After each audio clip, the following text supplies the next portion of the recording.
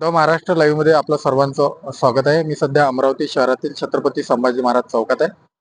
हा छत्रपती संभाजी महाराज यांचा जो आहे तो अश्वारूढ पुतळा आहे आणि छत्रपती संभाजी महाराज चौकात जे आहे ते मोठ्या प्रमाणात अतिक्रमण झालेलं आहे. आपल्याला ते अतिक्रमण धारकांनी म्हणजे जे तक्रार करते होते त्यांनी जे काही तक्रार केलेली आहे याच विषयी अधिक बोलण्यासाठी माझ्यासोबत दादा आहेत. दादा, नेमकी काय तुम्ही तक्रार केली होती, काय सांगा?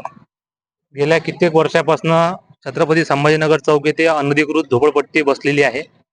या संदर्भात येथील रहिवाशांनी याआधी पण बरेचदा प्रशासनाला निवेदन दिलेले आहे, पण त्यावरही कुठलीही कारवाई न झाल्यामुळं शेवटी सगळ्या लोकांचा आता रोष व्यक्त होत आहे. आणि ज्या प्रकारे आमच्या प्रभागामध्ये घरफोडी वाढलेली आहे, सर्वांचं एक मत आहे की लवकरात लवकर झोपडपट्टी हे उठवण्यात यावी, अन्यथा या ठिकाणी नागरिक रस्त्यावर उतरल्याशिवाय राहणार नाही. त्या संदर्भात आम्ही काल माननीय आयुक्त महोदय, पीडब्ल्यूडी, पोलीस प्रशासन या सर्वांशी पत्रव्यवहार केलेला आहे. सर्वांना भेटून आम्ही निवेदन दिलेलं आहे आणि सर्व नागरिकांची मागणी ही आहे की लवकरात लवकर या चौकातली झोपडपट्टी साफ व्हावी आणि इथं चालणारे जे गैरधंदे आहे, इथं याआधी या झोपडपट्टीमध्ये चोरीचे प्रकरण सापडलेले आहेत. टू व्हीलर, ऑटो अशा चोरीच्या गोष्टी इथं सगळ्या सापडलेल्या आहे पोलिसांना. त्यामुळे इथं सगळे राहणारे लोक हे आता लवकरात लवकर इथून काढले पाहिजे अशी सगळ्या लोकांची मागणी आहे. तुम्ही आताच म्हटलं की झोपडपट्टीमध्ये मोठ्या प्रमाणात चोरीचे अवैध व्यवसाय सापडले आहेत. तुम्ही जे गाडगेनगरचे पोलीस विभाग आहेत ते याकडे तुम्ही पत्रव्यवहार केला आहे का, आणि पोलीस याची दक्षता घेत नाहीत का?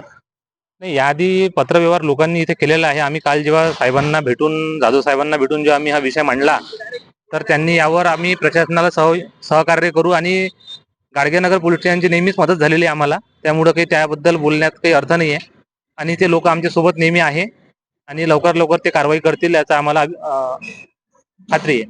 तुम्ही असं देखील म्हटलेलं आहे की मोठ्या प्रमाणात अतिक्रमण झालेलं आहे. अतिक्रमणाच्या बाबतीत तुम्ही रीतसर तक्रार केलेली आहे का? कसं आहे, आता हा रस्त्याची रुंदीकरणाची जागा आहे. या जागेत हे लोक सगळे बसलेले आहे, त्यामुळे ही जागा पीडब्ल्यूडीच्या अंतर्गत येते. त्यामुळे आम्ही पीडब्ल्यूडी विभागाला, मनपा आयुक्तांना सर्वांना तक्रार केलेली आहे आणि पोलीस प्रशासनाचा सहयोग आम्हाला या ठिकाणी लागणार आहे. त्यामुळे कसं आहे की सर्वांना रीतसर तक्रार करून आम्ही काल निवेदन दिलेलं आहे. मोठ्या प्रमाणात जे आहे ते इथं अतिक्रमण साचलेलं आहे आणि मोठ्या प्रमाणात या भागातून जे आहे ते वाहतूक होत असते. वाहतुकीबद्दल काय सांगाल? इथे प्रॉब्लेम असा झालेला आहे की हा रिंग रोड आहे, इथे याआधी पण बरेच अपघात झालेले आहे आणि या लोकांचे जे लहान मुलं वगैरे आहेत ते अचानक रस्त्यानं धावत निघतात.